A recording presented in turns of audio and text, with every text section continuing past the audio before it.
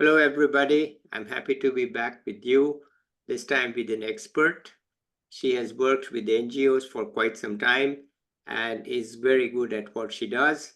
So let's listen to her. Right now, we have Pallavi Vasishta. Over to you, Pallavi. Thank you, sir. Thank you for the invitation once again. And this was much awaited session. I remember we had, I think, discussed in the starting of this year to do this session, which delayed a lot. So, but never too late. I'm really excited and honored to be part of this session today. And since, like you already mentioned, that I was part of the NGO sector for very long, it's been like what 11 years now I've been part of the nonprofit sector, and I have very closely worked with students coming from the low income backgrounds. And that's what my mission and vision is, that I see a society where I could help children, especially coming from the low income background. So I'll start the session with a little background about me, about my introduction. So I was born and brought up in Delhi in India, and I studied masters in political science from the University of Delhi. And from that time only, I had this inclination of working in the nonprofit sector.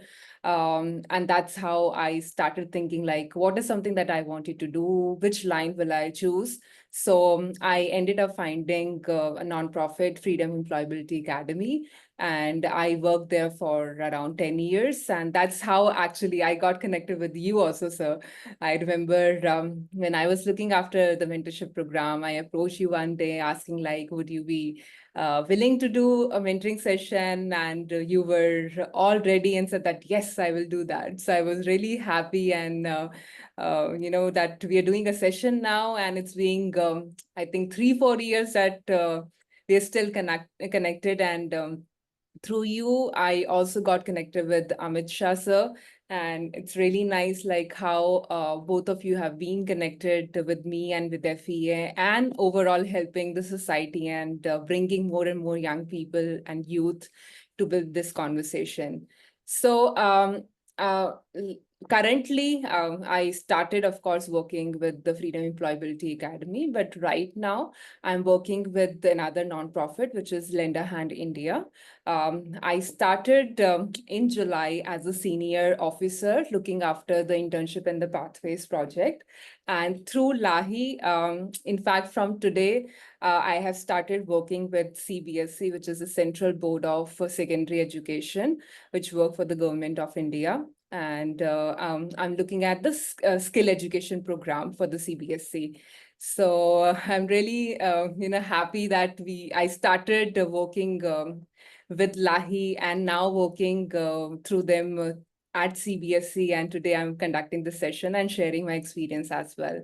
So with the Freedom Employability Academy, I've been into different roles. I have taught students. So that was a direct impact that I did, teaching, children from 14 to mostly 25 age group.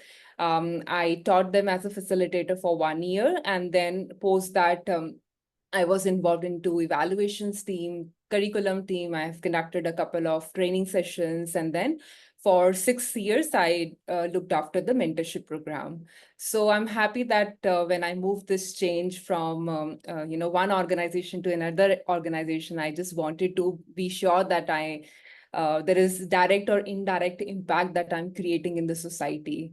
So, how did I land up being in the nonprofit sector? I'll just share a story which I always share with students that I mentor or I talk to them. So, when I was very average kind of a student in school and in college. And when I enrolled in BA Sociology honors in the first year, and in our school we used to speak mostly in Hindi. There was very less conversation in English. Most of the teachers were also used to have conversation in their local languages, which is Hindi for us.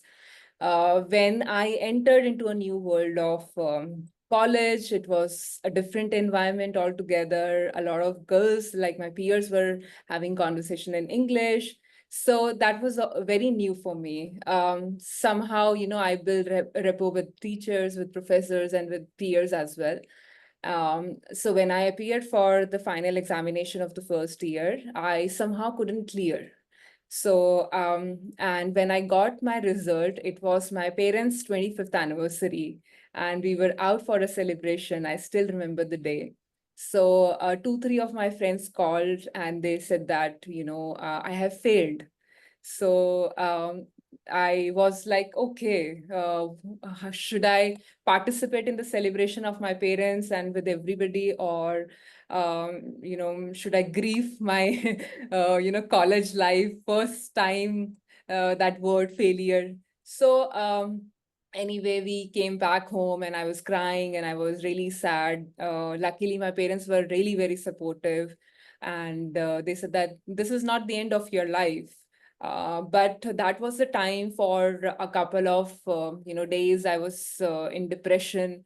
I had anxiety because it was new for me. Everything was new world, and I thought that what is something that I'm going to do in life now.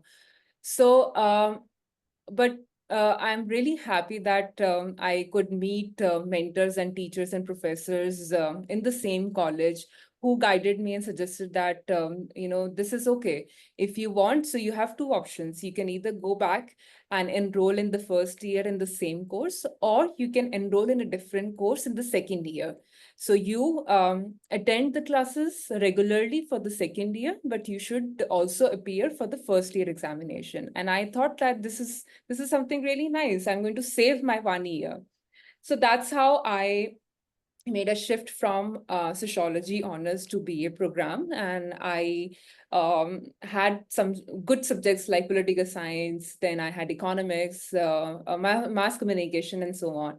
So I started building interest in, especially in political science, and I studied and I appeared both for second year and first year examination, and I cleared with good marks.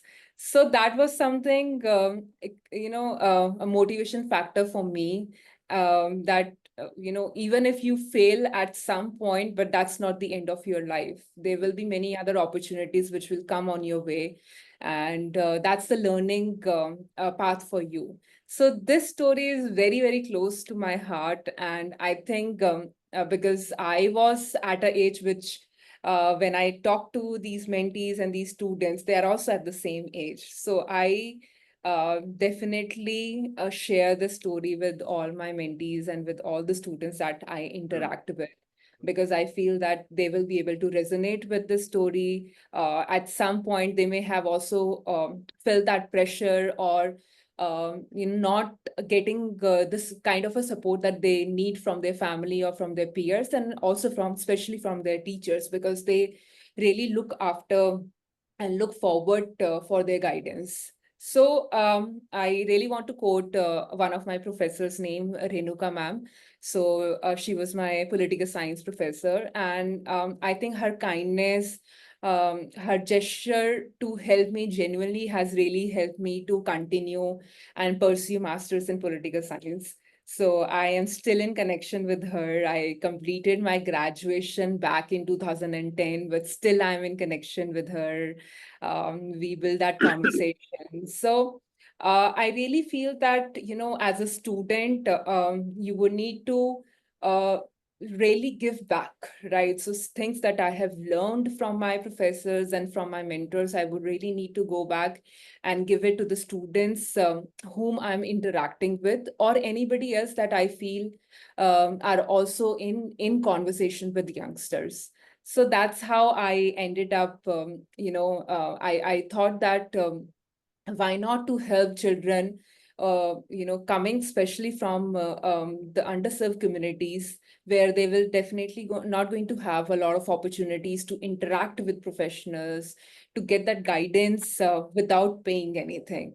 Yeah. So I'm happy that FEA really gave me this opportunity, that platform that I could connect with a lot of professionals like yourself, who can guide students and who can mentor and coach students.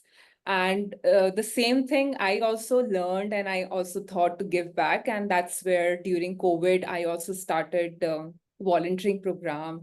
So I am an active volunteer with Mentor Together organization. I had also mentored students with Village Book Builders. So that is where I got a mentee from Zambia. So there was a cross-culture mentoring, which I really enjoyed. And so there were a couple of more NGOs that I was part of it. So I think giving back to society has really made a positive impact in my life as well, because I feel more positive, financially is one part of it, but regardless of that, the kind of happiness and the gesture that you get from these students and their parents as well. So a recent case that I was part of one of the orientation sessions for the placement drive, which is being conducted by the government. And there were around 35 female students. They were all passed out students. So they came, so I did the orientation session for them at one of the schools, government schools. And one of the students was there at the placement drive, and she got selected for one of the companies. And she came to me and said that, ma'am, you really motivated me on that day. Few of your words really helped me to come forward, though the job for Vinny was a little far for her, but still she motivated herself to be there, and her mother was also there. So I could see that blink in her eyes and her mother's eyes that she got the job. So it's really touching for me that how these students and I definitely have a soft corner, especially for females, that I really want to help them, that because a lot of times they have been deprived of certain opportunities. They have been forced to sit back at home and not to continue their studies further. So all these things kept on revolving in my head, that how can I help, what is something that I would need to do to exactly give back to the society. So I think now, since I work with government school students, I continuously visit these schools and see the whole setup. Students are really motivated to learn different skill education. There are female students studying retail subject. There are students who are studying IT, automobile. So there are different kinds of subjects these students are inclining to learn, regardless of any gender disparity that we have. So overall, I think it's really helpful for me to understand the whole system of education, and how I can directly now motivate these kids. So when I visit these classes and when I talk to them, I feel like, okay, this is something, possibly I could now remember when I started as a facilitator, when I used to talk to these kids directly. I'm doing the same thing now. So also in one of my visits to the internship sites, I met my student who was my student at FEA in 2014. He was in school, I think in 7th or 8th grade.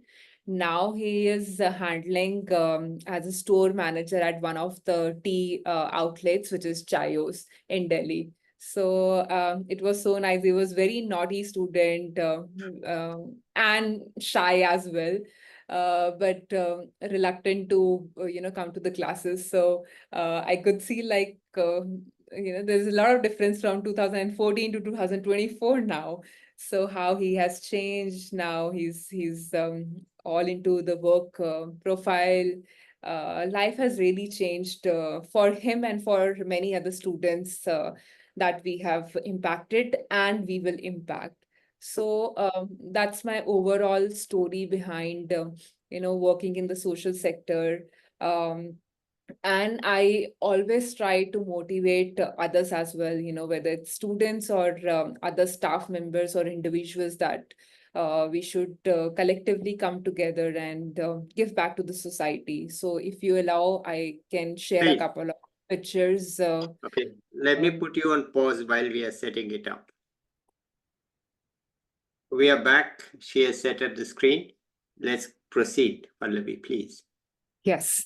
So this is one volunteering that we organized at one of the locations.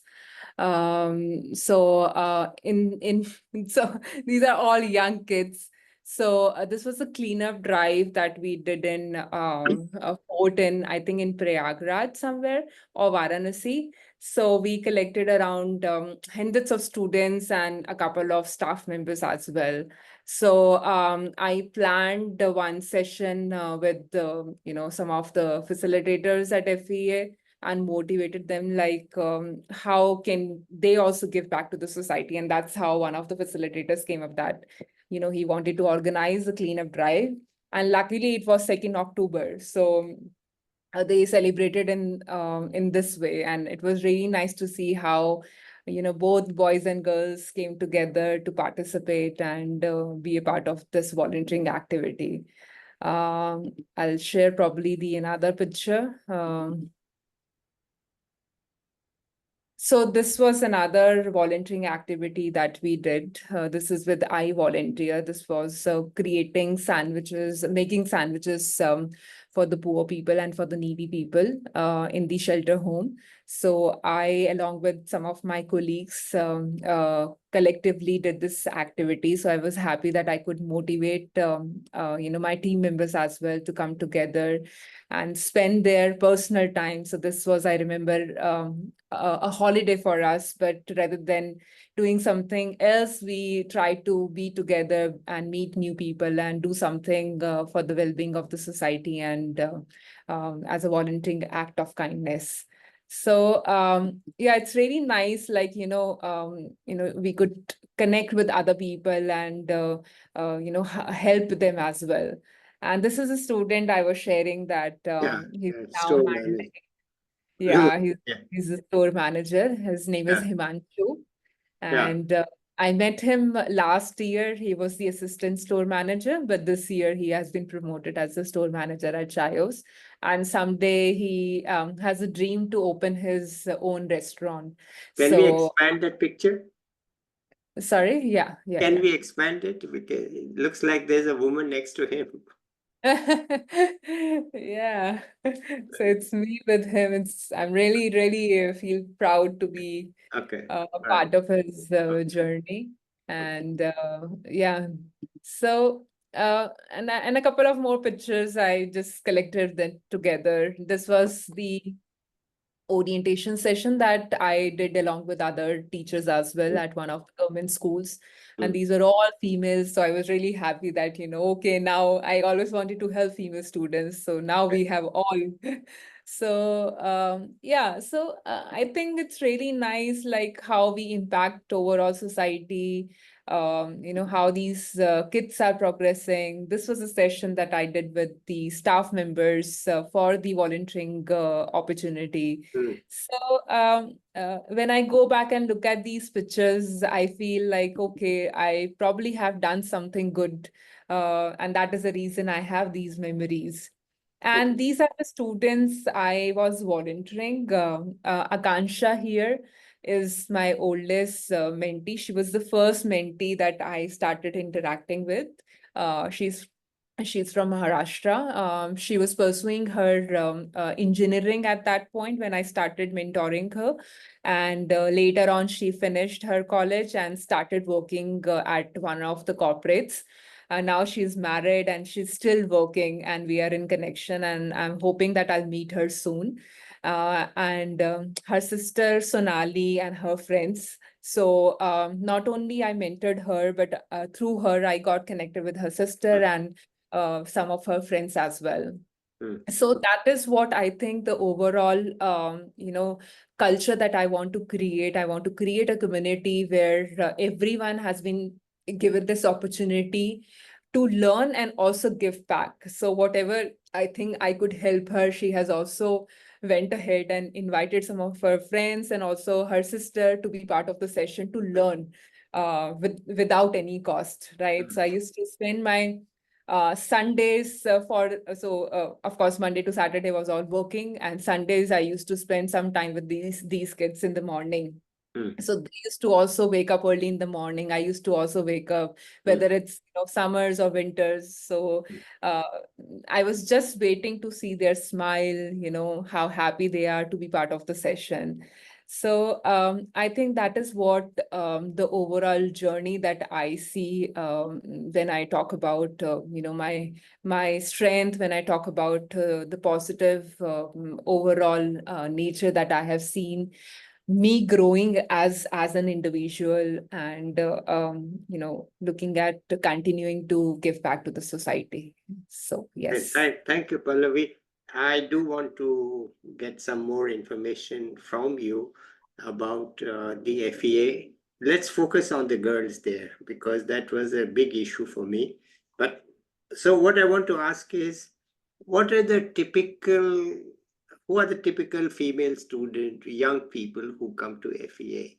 What's the background? What's their characteristic? What's their hope? What's their future? What's holding them back? And second question is, what do you think is the ultimate impact of the help that FEA gives them? Right.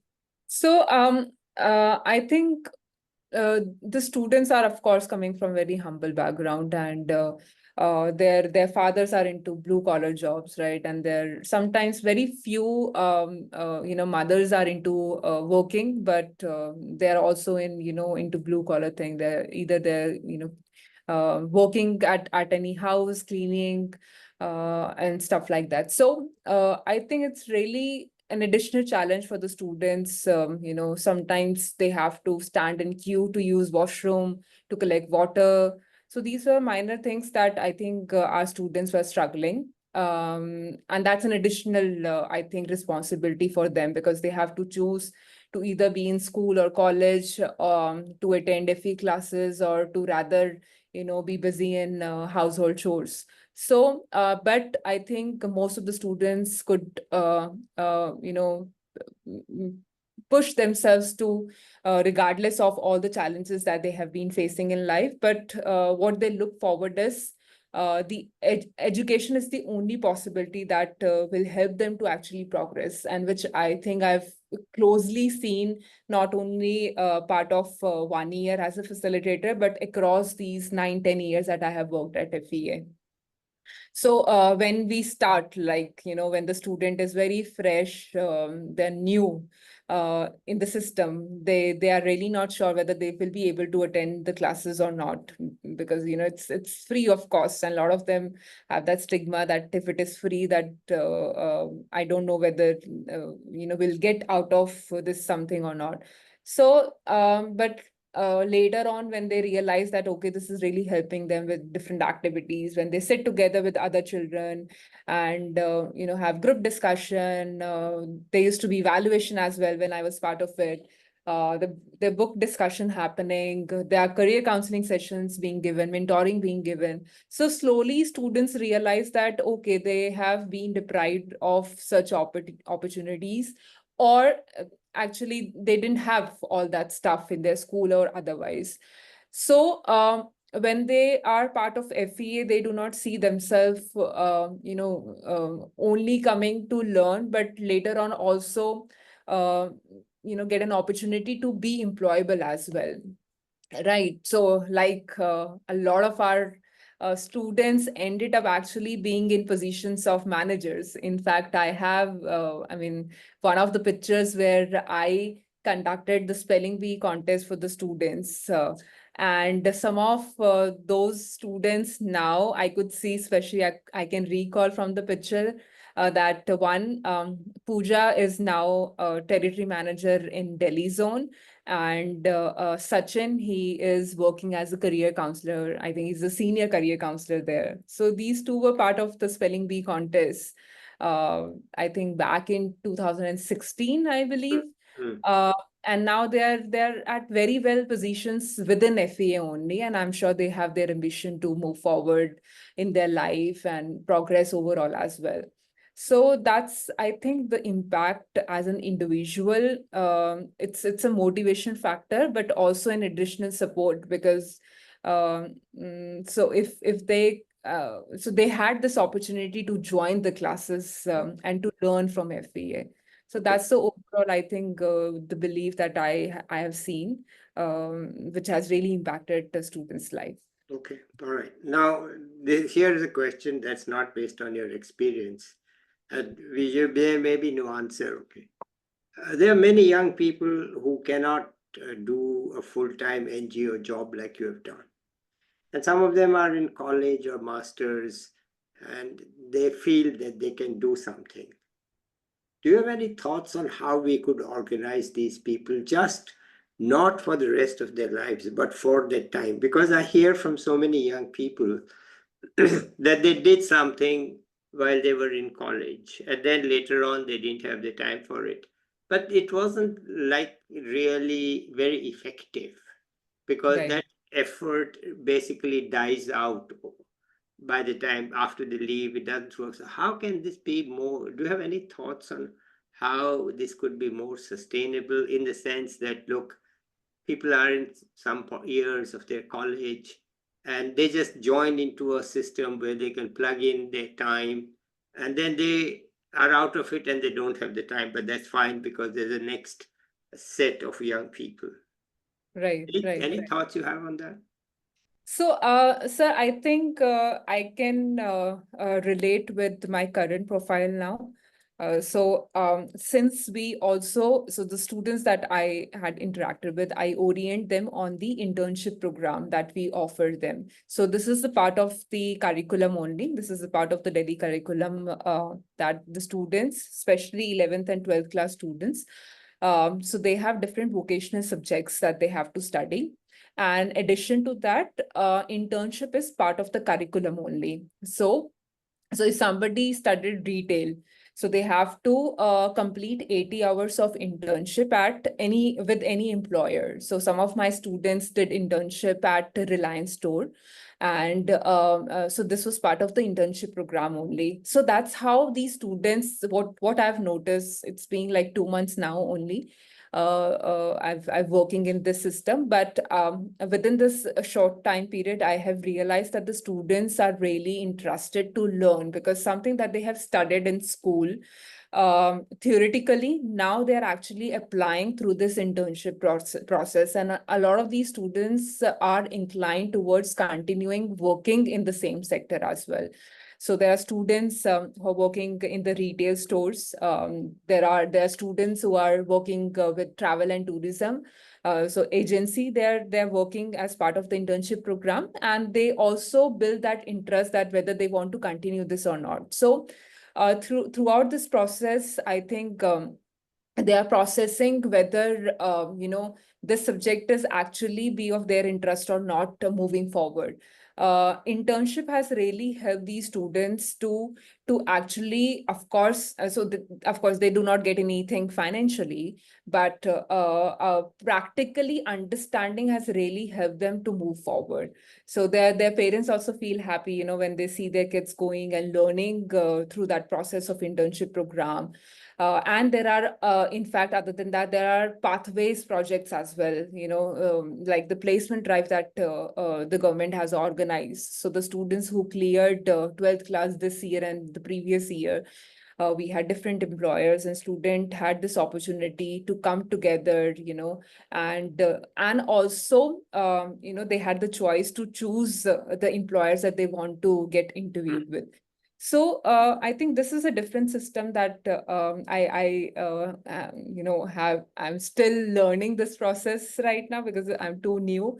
But I have understood this, that apart from the learning process that we give, it's important for our students overall, especially coming from the underserved communities, to get some practical understanding of what they really want to continue further. And this is only possible when they actually get some hands-on, some practical understanding of what they want to continue. So Okay. this can be one of the, I think, examples of how we can possibly cut short students' understanding and give them more opportunity of internship and yeah, overall maybe short-term courses to these students so that they can think about it and continue further in that field itself. Yeah. Okay, all right, wonderful. All right. Anything else you want to tell us? You have a lot of experience. Tell us something from your experience. So yeah, I think this I could think about it, all the points, and I know that 11 years is a big time. When I now also interact with my colleagues, they're very young, like 10 years younger than me, Right, right, right, right. but they are very, very bright, and I feel like it's not about the age and the experience, but in fact, a lot of youngsters coming up now, we call them Gen Zs, are really, Yeah. they are full of thoughts. They're very equipped with knowledge, and I always see that regardless of my experience and my age, I can definitely learn from each one of them, which I'm doing right now as well. And so yeah, it's I think it's giving and taking process. The more you will give, the more you'll get. So that's how I believe in the same system, that I will continue doing the same thing, and I hope that someday I could do more, especially for women who have stopped their career because of multiple reasons, had it been their family or their children. But I really want that I will be able to help them, whether in education or employability skills. That's my dream, sir. So Okay, yeah. wonderful dream to have. And I'm sure you will make an impact. And let's hope that you are able to continue and do it. Okay. Anything else you want to add here? Uh, that's about it, sir. I'm again thankful to you Okay, for your let's time. end it here. Thank you so much, Pallavi. It was a pleasure to listen to you. A lot of experience and hands-on. This not like from a distance. It's hands-on. You know the people, you know what they're doing, you help them. And of course, I always say to everybody that FEO is one of the top NGOs in India. I don't know about Lend a Hand, but I guess we will find out from you what it does and how it does. Okay, let's say bye to everybody. I'll be back with another young person or an expert soon. Bye.